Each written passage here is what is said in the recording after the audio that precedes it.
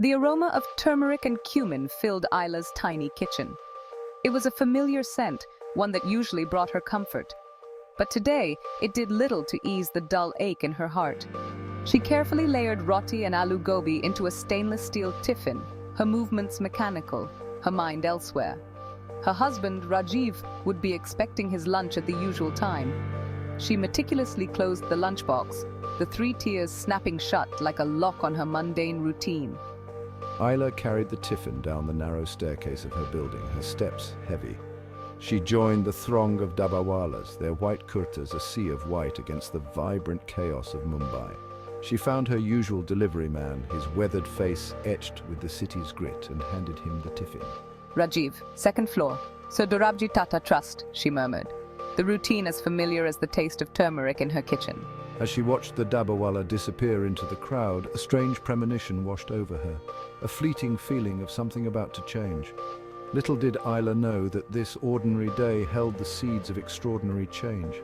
A chance encounter, a simple mix-up, would set in motion a chain of events that would alter the course of her life. As she turned back towards the familiar drudgery of her day, she couldn't shake off the lingering feeling of anticipation, a whisper of hope in the cacophony of the city. The lunchbox, her daily ritual of duty, had set off on a journey of its own, carrying with it not just food, but the potential for something more, something she had almost given up on: love. Sarjan, a widower nearing retirement, sat at his desk, the humdrum of his government office a dull backdrop to his thoughts. He was a man of routine, finding solace in order and predictability. Every day he looked forward to his lunch break, a brief respite from the monotony, a time to savor the flavors of home-cooked meals, a luxury his bachelor life denied him. The arrival of the dabawala with his lunchbox was a small but significant event in his day. Today, however, something was different. The familiar weight of the tiffin felt heavier than usual. He opened it, his brow furrowing as he saw the contents. Instead of the simple dal and rice he was expecting, he found a colorful array of dishes: aloo gobi, roti, a small container of pickle, and a sweet laddu. This was not his usual lunch. Sarjan was a creature of habit.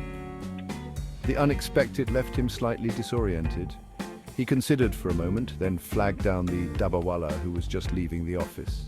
"Pai, I think there's been a mistake," he said, holding up the tiffin.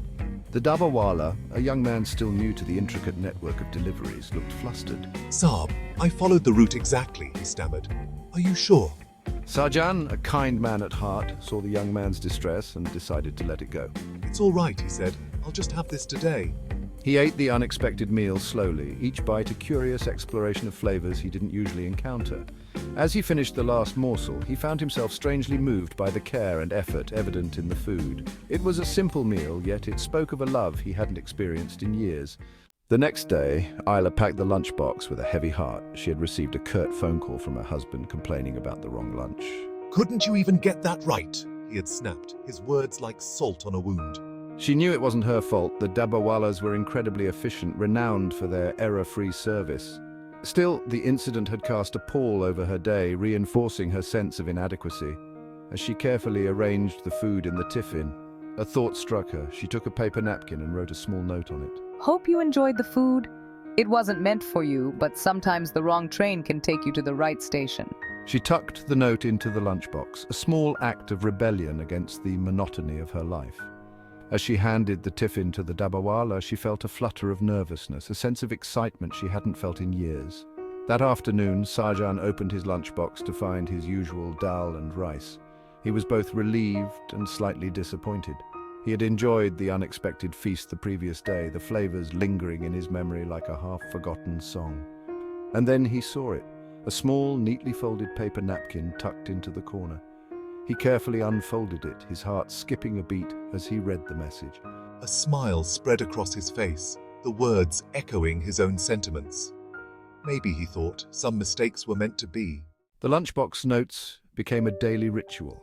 Isla found herself looking forward to writing them, pouring her thoughts and feelings onto the paper napkins.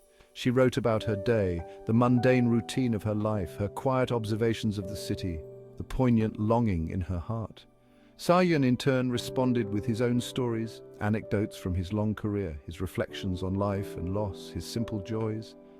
Through these notes, a unique bond began to form between two strangers brought together by a serendipitous mistake. They shared their hopes, their dreams, their disappointments. Isla found solace in Sarjan's kind words, his gentle humor, his empathy. He became her confidant, a beacon of light in the increasing darkness of her marriage. Rajiv, oblivious to the silent conversations happening through the lunchbox, remained distant and indifferent. He was consumed by his work, his ambition leaving no room for the needs of his wife. Isla, once full of hope and dreams, had slowly shrunk into herself, her spirit crushed under the weight of her loveless marriage. But Sarjan's words, like tiny seeds of hope, had taken root in her heart, reminding her of the woman she once was, the woman she yearned to be.